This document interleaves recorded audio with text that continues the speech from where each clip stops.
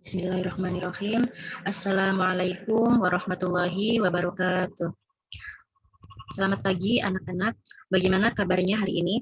Semoga kita semua selalu dalam lindungan Allah Subhanahu wa taala. Amin ya rabbal alamin. Jumpa lagi bersama Ibu dalam pelajaran sejarah Indonesia. Pada pertemuan kali ini, kita masih membahas dalam bab yang sama seperti pertemuan sebelumnya, yaitu masih tentang tirani matahari terbit, ya, masih penjajahan Jepang. Pada pertemuan sebelumnya, sudah Ibu bahas atau Ibu jelaskan tentang awal pemerintahan Jepang di Indonesia. Mudah-mudahan kalian semua dapat menyimak videonya dan memahami apa yang telah Ibu sampaikan. Apabila ada yang tidak sempat menyimak video pada pertemuan sebelumnya, sudah Ibu tuliskan linknya pada kolom description ya. Silakan untuk disimak. Dan untuk pertemuan kali ini, kita akan membahas beberapa organisasi-organisasi yang dibentuk pada pemerintahan Jepang. Sebelum itu, Ibu ingatkan kembali, kalian wajib untuk menulis pada kolom komentar nama beserta kelas kalian, yaitu Ibu anggap sebagai penilaian absensi dan penilaian tugas, selain kalian mengirim tugas ke WA pribadi Ibu gitu ya.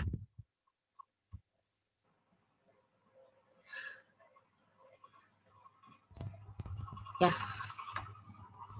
Jadi, pada pertemuan kali ini kita akan membahas tentang beberapa organisasi-organisasi yang dibentuk pada pemerintahan Jepang. Organisasi yang dibentuk pada pemerintahan Jepang itu terdiri dari beberapa macam.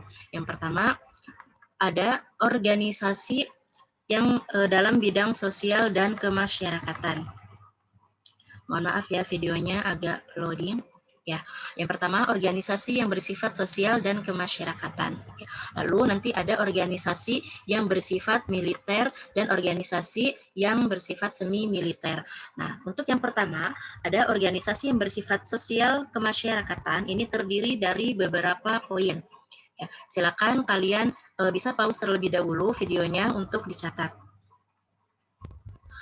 Pada organisasi yang bersifat sosial kemasyarakatan, yang pertama ada Gerakan 3A, yang kedua ada Pusat Tenaga Rakyat atau Putra, yang ketiga ada MIAI dan Masyumi. MIAI dan Masyumi ini merupakan organisasi yang berlandaskan Islam, ya. Yang keempat ada Jawa Hokokai atau himpunan atau kebaktian masyarakat Jawa. Kita lanjut. Yang pertama ada Gerakan 3A. Untuk mendapatkan dukungan rakyat Indonesia, Jepang membentuk sebuah perkumpulan yang dinamakan Gerakan 3A. Perkumpulan ini dibentuk pada tanggal 29 Maret 1942. Ya, sesuai dengan namanya, perkumpulan ini memiliki semboyan. Jadi 3A itu merupakan singkatan atau semboyan yang dimiliki oleh Jepang, ya. Yaitu Nippon Cahaya Asia, Nippon Pelindung Asia, dan Nippon Pemimpin Asia. Nippon itu Jepang ya anak-anakku. Silakan kalian pause terlebih dahulu untuk dicatat di buku catatan kalian masing-masing. Kalau sudah, baru kita lanjutkan di file atau video selanjutnya.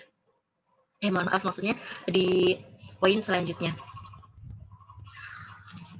Yang kedua, ada Pusat Tenaga Rakyat atau Putra. Jepang ingin membentuk organisasi massa yang dapat bekerja untuk menggerakkan rakyat. Kemudian Soekarno, Muhammad Hatta, Kiai Haji Mas Mansur, dan Ki Hajar Dewantara dipercaya untuk membentuk gerakan baru. Gerakan itu bernama Putra atau Pusat Tenaga Rakyat. Putra ini dibentuk pada tanggal 16 April 1943. Mereka kemudian disebut sebagai 4 serangkai. Ya, jadi 4 serangkai itu terdiri dari 4 orang. Yang pertama ada Soekarno, yang kedua Muhammad Hatta, yang ketiga Kiai Haji Mas Mansur, dan yang keempat Ki Hajar Dewantara. Ya. Sebagai ketua panitia dalam 4 serangkai ini adalah Soekarno. Tujuan Putra adalah untuk membangun dan menghidupkan kembali segala sesuatu yang telah dihancurkan oleh Belanda. Silakan di-pause untuk dicatat ya, baru kita lanjutkan kembali. Poin yang ketiga, pada organisasi sosial kemasyarakatan ada MIAI dan Masyumi. MIAI adalah singkatan dari Majelis Islam A'la Indonesia. Ya. Sebuah organisasi Islam MIAI yang cukup berpengaruh yang dibekukan oleh pemerintah kolonial Belanda, mulai dihidupkan kembali pada pemerintah pendudukan Jepang. Tepat pada tanggal 4 September 1942, MIAI diizinkan aktif kembali. Semboyan yang dikenal adalah berpegang teguhlah kamu sekalian pada tali Allah, dan janganlah berpecah belah. Adapun tugas dan tujuan MIAI pada waktu itu adalah A. Menempatkan umat Islam pada kedudukan yang layak dalam masyarakat Indonesia. B. Mengharmoniskan Islam dengan tuntutan perkembangan zaman. C. Ikut membantu Jepang dalam Perang Asia Timur Raya. Silakan di-pause untuk mencatat. Kita lanjut ya. Yang terakhir, pada organisasi sosial masyarakat ada Jawa Hokokai atau Himpunan Kebaktian Jawa. Rakyat diharapkan memberikan dharma baktinya terhadap pemerintah. Rakyat diharapkan memberikan dharma baktinya terhadap pemerintah demi kemenangan perang. Kebaktian yang dimaksud memuat 3 hal, yaitu pengorbanan diri, mempertebal persaudaraan, dan melaksanakan suatu tindakan dengan bukti. Adapun program-program kegiatan Jawa Hokokai atau Himpunan Kebaktian Jawa antara lain sebagai berikut. Melaksanakan segala tindakan dengan nyata dan ikhlas demi pemerintah Jepang, memimpin rakyat untuk mengembangkan tenaganya berdasarkan semangat persaudaraan, memperkokoh pembelaan tanah air. Ya. Ada organisasi sosial kemasyarakatan yang dibentuk oleh Jepang, ya cukup ada 4. Kita lanjutkan dalam organisasi militer dan semi-militer. Ada organisasi militer dan semi-militer yang pertama ada pengerahan tenaga. Pernyataan Jepang tentang persamaan dinilai sebagai suatu perubahan baru dari keadaan di masa Belanda yang begitu diskriminatif. Jadi, datangnya Jepang ke Indonesia itu membawa angin segar untuk negara Indonesia, karena negara Indonesia sangat diperlakukan diskriminatif oleh pemerintahan Belanda. Maka jelas negara Jepang datang ke Indonesia disambut baik dan disebut juga sebagai saudara tua oleh negara Indonesia, ya. Salah satu cara untuk menanamkan nilai-nilai tersebut kepada kaum muda adalah dengan pendidikan, baik pendidikan umum maupun pendidikan khusus. Yang selanjutnya ada organisasi semi-militer. Organisasi semi-militer yang dibentuk oleh pemerintahan Jepang yaitu ada 4. Ada Seinindan, Keibodan, Barisan Pelopor, dan Hizbullah. Seinindan atau Korps Pemuda adalah organisasi para pemuda yang berusia 14-22 tahun. Tujuan dibentuknya Seinindan adalah untuk mendidik dan melatih para pemuda agar dapat menjaga dan mempertahankan tanah airnya dengan kekuatan sendiri.